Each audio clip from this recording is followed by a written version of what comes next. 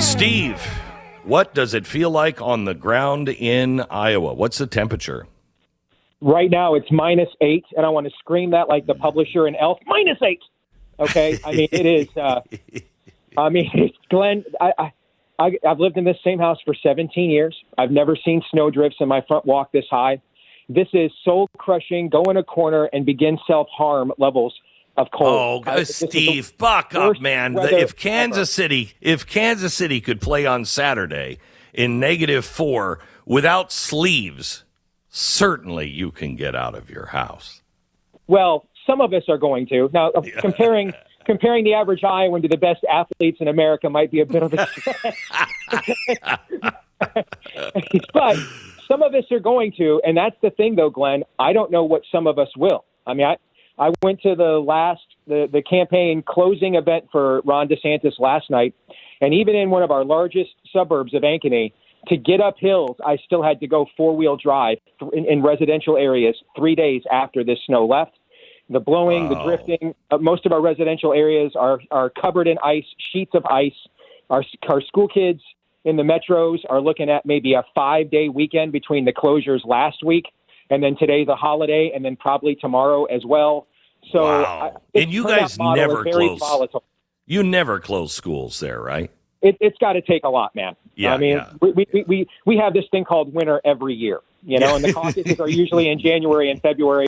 But this is pretty extraordinary. There's wind chill warnings throughout the state, literally telling elderly people do not go outside. It is the turnout model here tonight is going to be very fascinating. I have no idea what's going to happen. I really don't. Well, there you go. Yet another victim of global cooling. Global warming or whatever it is. So who do you think are the most motivated people? I mean, I read about Nikki Haley's crew, and the latest poll shows she's only got about 9% of those who are behind her really exhilarated by her campaign. Mm-hmm. So between that and now the Democrats saying they're going to show up and caucus for her, is she going to actually perform at that 20% that the Register said she was going to perform at tonight? No, that poll is a curse to her. It really raised expectations for her campaign because most people are just going to read the top line and not the crosstabs. And if you read the crosstabs, basically her base of people isn't motivated to vote for and prefers Biden in the general election. All right. So, brother, if I don't know how many Republicans are going to show up in this weather and sit around for an hour to caucus, I sure as hell don't think there's going to be a lot of Democrats and independents that want to come in and hang out with people they probably don't like. All right. And brave this weather. So I actually, if you made me make one prediction, I would predict. I think she's going to finish closer to Vivek Ramaswamy tonight than to Ron DeSantis. I think this has largely been AstroTurf this entire time. The Des Moines Register poll is wrong every caucus cycle. I have no idea why it's held up as a gold standard. It's held up as a gold standard, but it's wrong every cycle. And it's held up by the same people that tell you it's a gold standard. Told you a couple of winters ago that Chinese face diapers are 99% effective against airborne contagions. Okay, so it's never right at all. I would go by the behavior of the campaigns. They know better than anyone else. Yes. They've got the best data, but they have the best observation. I think the fact the former president hustled to get up here one final time over the weekend, I doubt he's concerned about losing. He's probably more concerned he's got to cover a spread. Like, Glenn, I mean, he's been favored by 50 points in these polls all year. He wins tonight by like 9 or 10. People are going to be like, what the hell's going on? He's probably concerned about that. And now you're starting to see late in the process the organization that the DeSantis campaign built, which was patterned a lot after what we built on the Cruz campaign in 2016 here. But they've done it even better, I think. Now you're starting to see it kind of harvest and have a fruition. So I think he'll overperform. To what extent, I don't know. I could see him getting anywhere from, say, 20 to 38. I could see Trump getting anywhere from 35 to 50. I think it's that volatile with the turnout model right now because of the weather and everything here in Iowa. I know that you are, you've jumped on the DeSantis bandwagon, so try to be as fair as you can on this. Who has the most walk through a wall of fire, or in this case, walk through an ice storm to vote? I think that's clearly the former president, but I think people need to understand that, and you know this because you came here to campaign with Cruz against the former president in 2016, so you saw this with your own eyes, that the evangelical base in Iowa is not like what you see in a lot of red states for Donald Trump. It is admiration, not adulation, all right? And so, you know, for example, he won our state in the general election twice. No Republican's done that since Reagan. He was instrumental in, you know, people like me that worked for 10 years to try to make Iowa look like Texas. You know, the last nut we couldn't crack is we couldn't convince rural counties to vote Republican because they thought we were all corporatists. And Trump was kind of the last, he was the last ingredient in the formula here that helped us flip this state red by flipping about 30 counties that voted for Obama once or twice. He flipped them to vote for him twice. So he is popular here. But Iowans take this process, you know, I wouldn't very say jaded, just very serious. You know? They do. And they do. And so I wish I wish the rest of the country took it as seriously as Iowa does. I mean, I was going on the road. I was shocked. They are a year out, and they are already gathering together in their towns and listening to campaign speeches. I mean, they take it very seriously, and I think that's great. Yes. And so I think they're able to look at, for example, they can say, hey, I love what the former president has done for rural Iowa. It's been great. We are one of the states. I know there's a big debate in the Republican Party right now what the Trump brand has done, you know, in places like suburban states and exurban states. But in a rural state like Iowa, he's been a plus benefit. There's no question about that. But Iowans are also able to say, just because I liked him before doesn't mean I like him again. And so I think that there will be some soft Trump supporters that will flip to DeSantis tonight based on the strength of his organization. What that number will be, though, I have absolutely no idea. I really don't. Where will Nikki Haley's voters go if they flip? I don't know how many voters she has. First of all, I think she's relying a lot on people that don't traditionally vote Republican. And just so people understand what I mean by turnout models, you know, typically we get about 25 or 26% of Republicans will turn out in a caucus. This year it's going to be less because we have more Republicans in Iowa than ever before, about 670,000. So if we have, say, a turnout of 150,000, which I think would be pretty good in this weather, you're talking about almost only 1 out of every 6 Republicans is showing up to vote here. Okay, Jeez. so if most of her and people ask why is that? Because in the caucus you vote the way the founding fathers did. You don't show up, pull a curtain on your break, and walk out. You show up. You listen to speeches. Maybe you'll be called on to give a speech.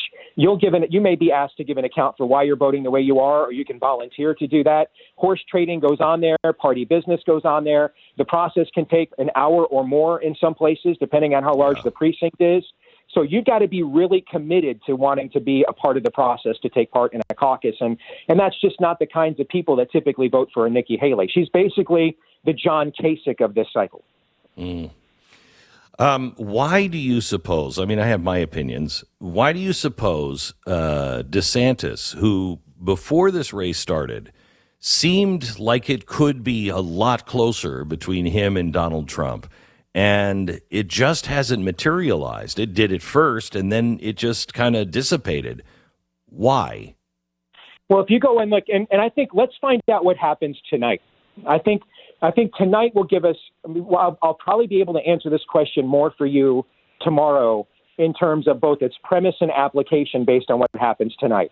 But preemptively, you know, if you look at the Real Clear Politics national polling average on March 30th, it was something like 42 Trump, 32 DeSantis, and he wouldn't even be a candidate for another almost 2 months.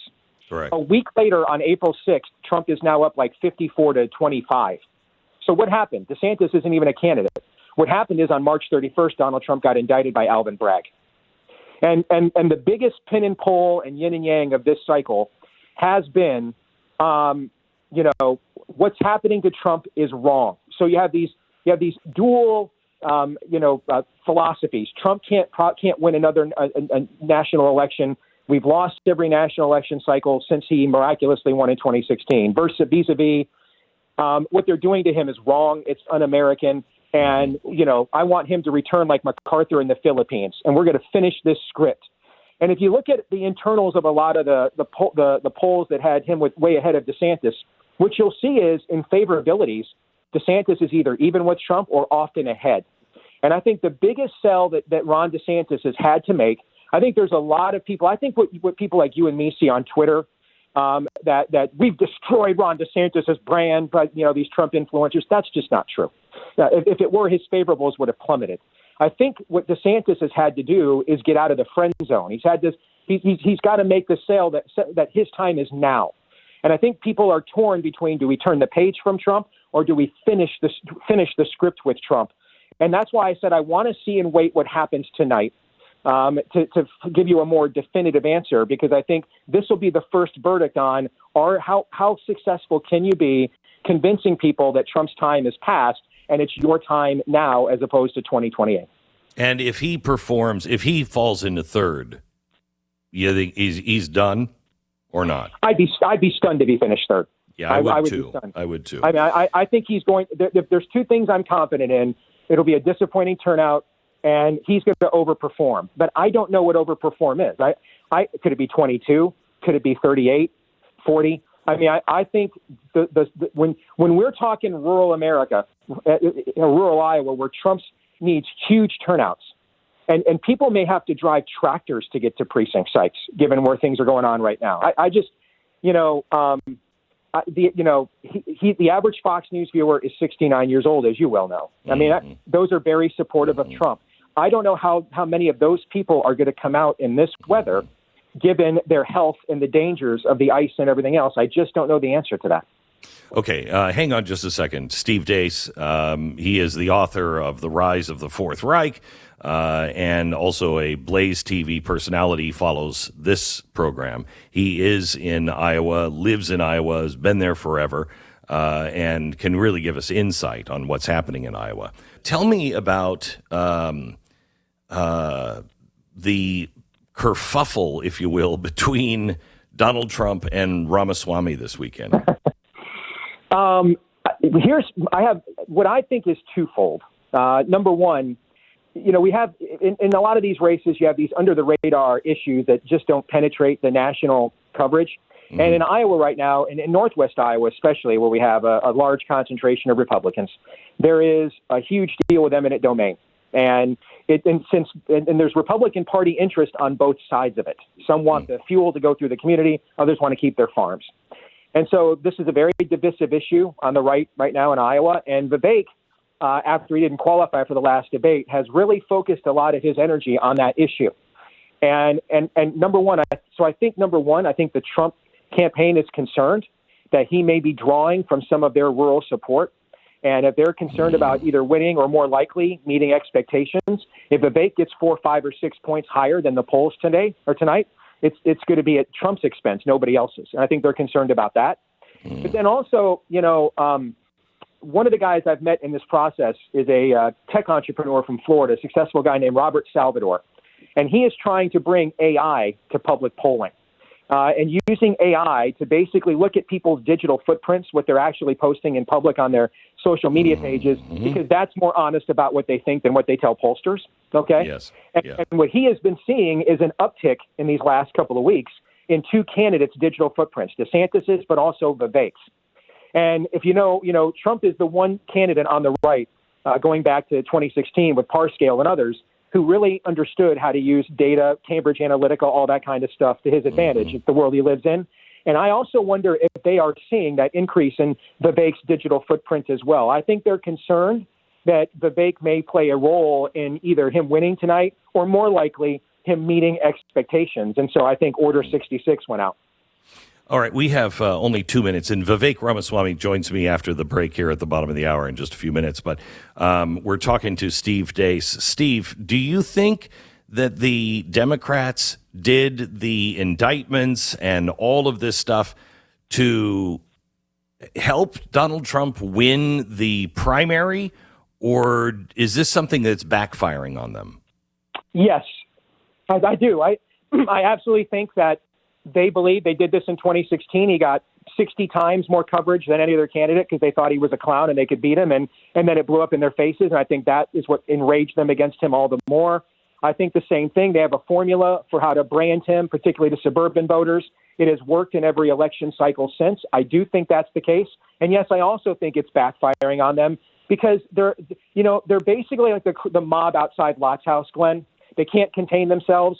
And so Jack Smith had this well thought out plan. And then all of a sudden the state of Colorado says, we're going to jump in line and disqualify him from the ballot now before you can hatch your plan. And there's two things in American politics, Glenn, you can always count on: Republican gutlessness and Democrats absolutely exceeding their mandate and creating blowback against themselves as a result. Those are the two constants. All right, Steve, thank you so much. We'll talk to you again hopefully tomorrow.